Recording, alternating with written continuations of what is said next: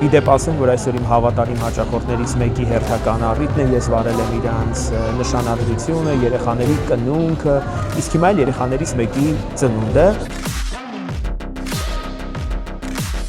Ես ուզում եմ այս հրաշք բավին, այս սիրուն արամին, ցանկանալ անհոգ, հուներ, հետքային և երջանիկ մանկություն, որպեսզի նրանից անպակաս լինեն նրա ծնողները, պապիկ տատիկները և իդեմս ձեզ լավ մարդիկ, որովհետև երբ որ երեխան մեծանում է լավ մարդկանց շրջապատում, նա էլ որպես կանոն լավ մարդ է դառնում։ Մեր շատ սիրելի Արամ ջան, քո ծննդյան մեկ ամյակը շնորհավոր։